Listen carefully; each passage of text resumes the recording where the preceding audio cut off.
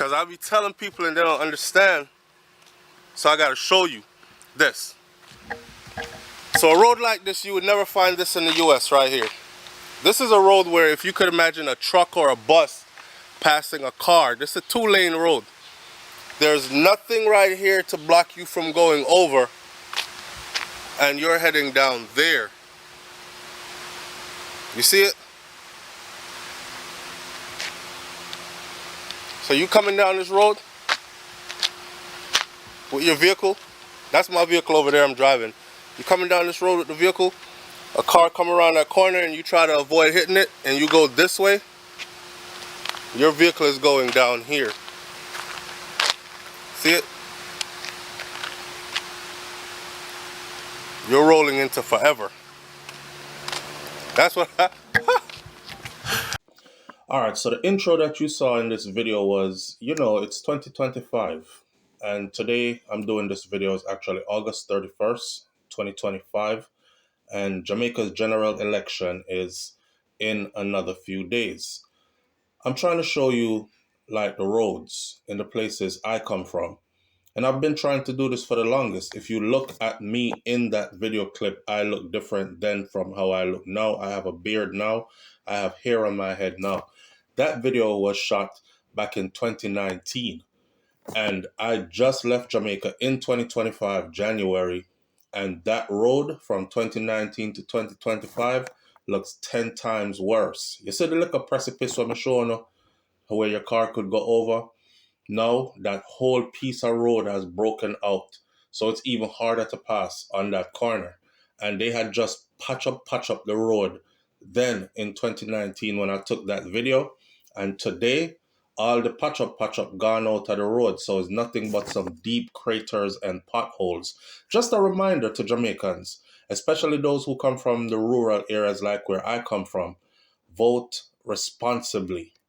Vote responsibly. Vote responsibly. All right, welcome back to SouFLoTV again, everybody. It is your host with the most. This story right here takes place in a place called Moneague in St. Ann. It's a sad story, but I'm going to deliver it in a way that will surround a conversation about the use of marijuana or ganja, right? And also, we'll put some dignity to it. In the meantime, though, I'll give you a little bit about the place so you understand or have a visual about where this place is situated in Jamaica. Then we get into the story. So Moneague is a small town that is located in the parish of St. Ann, Jamaica. St. Ann is super beautiful. It's situated on the main road between Kingston and Ocho Rios. The town is known for Moneague College, which was founded in 1956 on the site of the former Moneague Hotel. And the area's name, Moneague, is derived from the Taino language, meaning savannah of the monkeys, because there used to be a lot of monkeys there. I don't know what happened to the monkey them. Only monkeys I see in Jamaica is at the zoo. Anyway, here are some facts about Moneague. It is located in St. Ann, Jamaica. The significance, it serves as a crucial stopover point on the main route between the capital city of Kingston and the popular tourist destination of Ocho Rios. So when you hear people talking about, oh, we are going down to Ochi and I'm going to go climb Duns River Fall, it's super touristy on that end. They're talking about St. Ann, and Moneague is right there. The town's hosts Moneague College. In the colonial era, Moneague was also a popular stopping point for the wealthy English travelers. The Moneague Hotel, which later became the site of the college, was actually built in 1891, and it was used as a soldiers' camp during World War II. The name Moneague comes from Taino, meaning savannah of the monkeys, and you have the Mount Zion, a notable attraction in that area.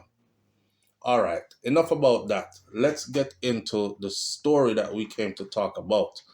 Please take this with a grain of salt. Send some prayers out for this family because this was a sad, sad situation. All right. It says a blanket of grief hangs over the quiet farming community of Swamp in Moneague, St. Anne, following a stabbing death of two children, allegedly by one of the children's father on Tuesday of last week. Now, it is no longer allegedly. The father has since admitted to stabbing the two children to death. I'm here in the United States of America, and the news broke so big that it hit the US. And when I saw it, I said, I wonder if it's because him find out say the picnic is a jacket and is not his. Because I've seen this happen before. Well, it turns out to be something else that we're going to talk about.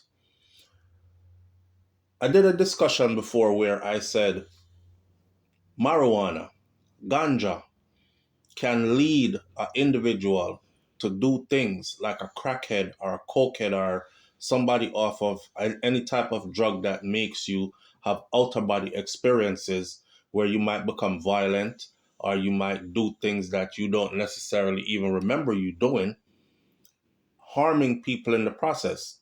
A whole lot of people got on my comment section and said, a foolishness you talk. You've been in foreign too long. Weed don't make you do them kind of something there. You know them say weed, herb, ganja, any other name you want to call it. We're talking about ganja.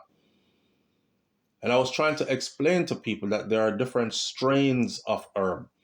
And some people should stay away from herb, abstain from herb altogether. It's all about your genetic makeup, it's all about your chemistry, and it's all about the type of herb that you are consuming. Them don't want to hear me.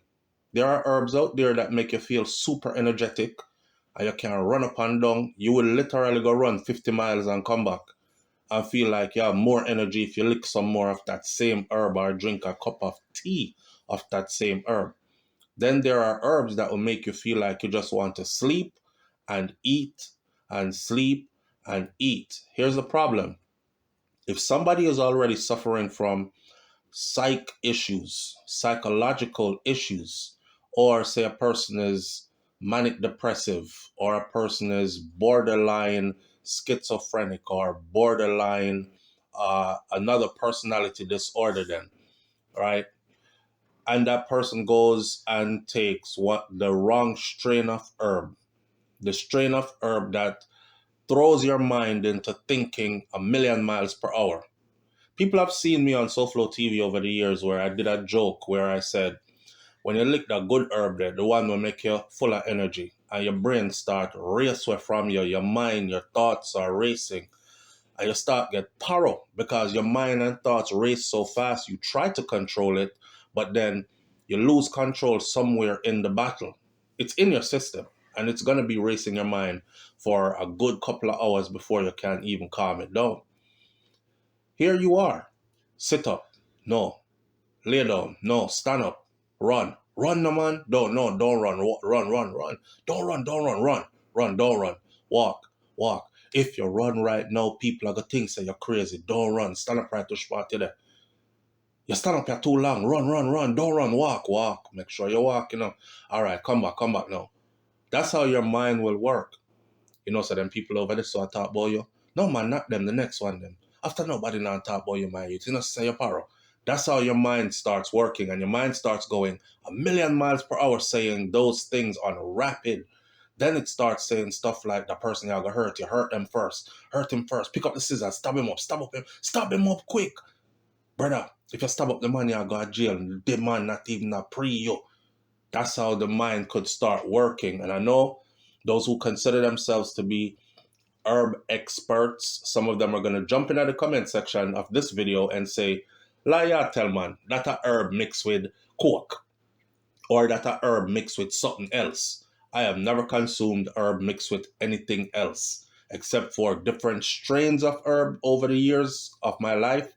and I'm able to speak from experience how different strains affect different, put you in different moods and enhances different mindsets and behaviors. So there are the types of herbs out there where if you're super depressive and you take the herb that is a downer, you're going to be completely depressed, deep in depression. If you are already somebody who's an overthinker and your mind races naturally, and you take the herb where energizes you, then your mind are going to race where left you. I say that to bring us into this story. So, shout out to the Jamaica Star. So, as the police combed the scene, those who know the suspect, who is in police custody at the moment, are finding it very hard to believe that this devoted father, who everybody knows and loves and respects, is a young man, a trying young man who is only 22 years old. Everybody is finding it hard to believe that he has turned on his own children. How could he turn on his 1-year-old son, Amir Saunders, and his 3-year-old stepson, Shamir Henry? Yes, at 22 years old, he got with somebody who already had a child with somebody else. I don't know how I feel about that already, but that's not a part of this story, so neither here nor there. Now, one of the residents in the area said, boy, this strange bad, this strange bad. Because this little youth, him not do them thing there. Because him take care of both time picking them. All that youth do is sell him crayfish and provide for him family. And just a couple of weeks ago, him save up money and him keep one big birthday party for him son. No man, something very wrong. These are the words of one of the neighbors. No man, we can testify that the youth there is a good person. Something is off, something very wrong. Coupled with that, right? Let's remember this. 22 years old.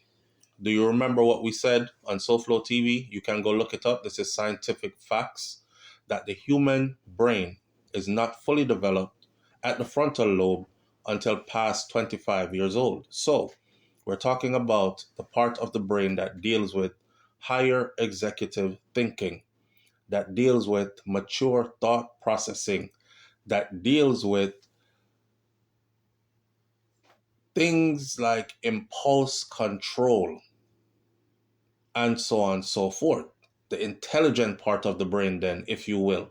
The part of the brain that says, I want to chop up the boy, can disrespect me. But that part of the brain says, you know what? Now that me think about it, that I got about 50 years in a prison, and then the Bible said, thou shalt not kill, and, me no want to go that route there. Maybe we can talk it out. Or, you know what, let me just leave him alone and go my way and reason it out instead of you impulsively jump up and just chop up a boy because him disrespect you. You understand? That part of the brain. That part of the brain is not fully developed until you're past 25 years old. Take that into consideration also with where this story is going and the fact that this young man is 22 years old, working to support a family of at least 4, because we know him have his own son, and a stepson which he treats as his son, and his woman and himself, right? At 22. And you hear what he does for a living, you know it's not no glamorous, easy work. Crayfish himself. Now, based on what we're hearing so far, right? Commander Officer for the St. Anne Police Division, Acting Senior Superintendent Rohan Elliott, said that the police were notified by the boy's mother that Saunders went in, his name is Saunders. Saunders went into a rage and stabbed up the stab up the children. So of course, naturally, the police are gonna ask, why? What happened? Him the pan crack? Coke? he might take drugs, like him have mental issues. Did he ever do anything like this before and beat you, depicted them? What? So based on our observation so far, the female, they kept her name. The father for the younger child, the female said that the father for the younger child consumed some ganja tea. And we also saw evidence of that, the police said. They saw the ganja tea, they saw the pot that made the ganja tea, they saw some ganja tea left. I'm telling you, one time, my sister tell me, said, don't smoke ganja, bro. That's not the good way to do it because your body is not made to house smoke. And I say, I agree, your body is not made to house smoke. So what you do? She say, say you can use it to make bombs, and you can use it as seasoning in your food, and you can use it on bake cookies, and you can use it on brownies, and you can use it to make a tea. So I say, you can make tea with it? She say, yes, man. So me, SouFlo, get some good herb and make a tea. I mean, I know if, because nobody gave me instructions on how much to use to make the tea. So the little portion when me did go buy, me use it whole light boiled tea. Can I tell you, when me drink that cup of tea, they say, is a different kind of place you're going in, my friend. That high there can't come off of you. It's like when you smoke herb and you feel too high, you can go eat something and then you might even overeat and bring it back down to a normal level where you can hold on and say, yeah, me hold a vibes and feel good. So when you drink the tea, no matter where you eat, you can't get that off of you. I drank that tea probably on a Monday, and it was almost the next Monday before me start feel normal again. And that was the one and the only time in my life I ever drank ganja tea. Because if it did good, me would have go back for more. But me no want to be high 7 days straight. And that's what it felt like I was. Seeing? So in this story, the superintendent said, based on their observation and the things that they've seen, the evidence, the mother of the woman, which is his woman, said they were there drinking some ganja tea, and boom, him just start act erratic. So after that, she said he began acting hysterical, him flip out, and he reached for some scissors, and him just started stabbing the children who were in a crib. Picking them, lay down in the crib, get ready for go sleep. Husband and wife, man and woman, common law, a whole of vibes, sip some tea and have a conversation, and him start trip out. She ran out of the house and she made her way. She ran to the police station and made a report. Say him up at the house and stab up the baby them. So when the police officers rushed up there, they saw him, and he was sitting at the back of the house, and none of the children were around. So the bodies of the children were then located at the back of the premises minutes after 10 a.m. the next day. I don't know if him like lose his mind to the point where him couldn't point to where he put the children them or what, or he was just trying to cover it up, realizing what he had done once the highlights start to come down.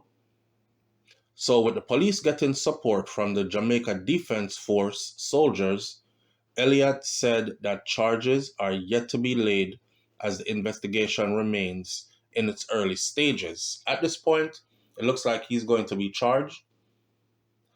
Standing among the crowd was the suspect's father, the young man who just stabbed up the picnic them daddy did out there, who said that he received a frantic phone call from his son's partner, who told him that his son was behaving erratically after consuming some ganja tea that she had prepared. Talk to me now. She prepared it. Now make we go in our next conversation here. So I've been around people before who were using drugs, and they were trying to get me to use drugs. You know when Granny said, birds of a feather flock together. Granny never wrong, you know. No, your granny wasn't wrong. That's why you can't hang around people who you see do things that you are not into and just tell yourself, say, well, that's just their thing. That's still my homie. Nah, eventually you're going to end up doing the things that they are into, or you're going to have to part ways from them. So if you're around somebody now who you smoke weed, them smoke weed, so you're cool. That's something in common. Now, them want the crack, you not in a crack, you not into coke, you not into any of that, you're going to have to part ways. Because if you stay around and keep playing, they will eventually put some of that stuff into your stuff. And since you already burned the weed, it's easy for them, that's a conduit, for them to just spike your weed one day. I want him to taste what it tastes like, man. I want him to feel that kind of high, feel good, you know. That's their thought. Not thinking that that can damage you permanently. Now, I'm not saying that's exactly what she did, but I'm saying that she is the one that prepared the ganja tea. And I'm saying that this was not his first time consuming ganja tea. And him probably get the same ganja that he consumed with tea before, and nothing ever happened like this. Well, according to his dad, though, his dad said, my son don't smoke or none of them something there. She met the tea, you know. Did she tell him that it was ganja tea? Did he agree for the first time to try some ganja tea? And this was the effect? We don't know. Or did she spike the tea with something else? Or give him some tea but not tell him that it was ganja tea? There's a brother that we know that went to Jamaica. He was super intelligent. He was in the United States of America in a university here. He was on his last year finishing up his master's degree. He went to Jamaica for a vacation. Somebody gave him mushroom tea. Me not even didn't know, so them do them something there in Jamaica. Take mushroom make tea. They gave him mushroom tea, and that youth went walking for years. Missing flight for leave Jamaica, walk all across Jamaica, walk up and down. You know, sometimes you go to Jamaica now, you see him sit down in a corner by himself. It's been years, and he still has not come back to being himself. Every time I see him, I say he's on a forever trip. Because him tripping forever, and him now come back, it look like. The father of the young man, after the girl call and tell the father, say, he might trip out, he might lose it, he might act crazy. The father said, my son don't smoke, or them thing there. The entire community will tell you that. They've never seen him smoke or drink or none of them something there. Because that's just him, him don't indulge in those things. She tell me, say she drink it. Same time when she tell me that my son, him come on the phone and him said, Daddy, come help me no man. From me drink the tea, me no feel good, Daddy, come help me. So me charter a car and me come up here same time. You know, I walk with the story. She up on the phone, you know. I call him father. I say, she make some ganja tea. And it look like him son drink some. And him act crazy. And the father said, same time he's on the phone with her and she's telling him this, him son came on the phone and said, Daddy, come help me no man. Come help me. From me drink that tea that me not feel good. The father chartered a car and headed up there swiftly to see what was going on with his son. The man said that when he arrived, he found his son at the back of the yard, laying face down, with bruises all over his body. Residents also reported hearing the suspect crying, and he was crying out for help. Help! Somebody help me now! Help me! And that was after dusk on Tuesday. But initially, they thought he was having a dispute with his father. His father wasn't even there. Him mouth, and all him face, full of dirt. And him couldn't move. And the police carry him to the vehicle for show you how, wherever it is, have him. My son wasn't even conscious. And you can see that he was badly beaten as well. Somebody beat him up bad. My son was so sick that me wet him up with a hose, and me put the hose down him throat. And I saw him vomit up one whole heap of things. Him vomit up. He described his son as a soft man who loves his woman and listens to her. Soft man. We don't know when name soft man, Boy, this not sound good at all, people. Especially the part about him arriving there and him son unconscious and face down and dirty and beaten all over. Even when the police come, him couldn't move and it's them carry him to the vehicle. The father said, when him wet him up with the hose, him nah move. I put the hose in his mouth, blow water down him throat, and him start vomit up one whole heap of things. I don't know what kind of things him vomit up. He described his son as a soft man who listens to his spouse. My son had grown the first boy from him about 4 months. So I take the two of them and him mind them. My son soft like his mother. Soft. So she has a son with him, and he got into a relationship with that girl when our new picnic was only 4 months old.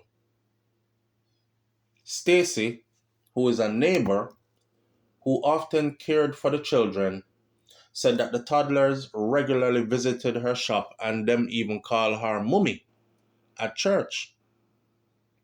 And we help take care of them. Me see them every day. Me ball last night, Me ball so till me sick because I picnic them when me used to. She had joined other residents in a desperate search for the two little boys who were initially reported as missing, with flashlights cutting through the bushes and the voices calling out into the darkness. They scoured the bushes and the ponds until after midnight, but they didn't find anything. Days earlier, the community had hosted a back-to-school treat for the boys and other children, but those memories have now been replaced with grief. Them innocent. Them never deserved this, the neighbor, Stacy, said. Elliot urged persons to utilize the domestic violence centers as a means of quelling their disputes. This again bother me. Why are they saying a dispute? Did him and his woman get in a something and she decided she had poison him? I don't know.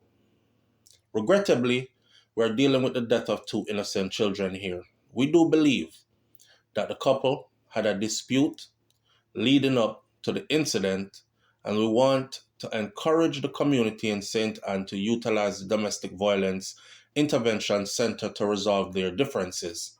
So people, at this point of the video, after all you've heard me say, the police has come away with their investigation saying that this wasn't just him drink ganja tea and went crazy. That's her excuse.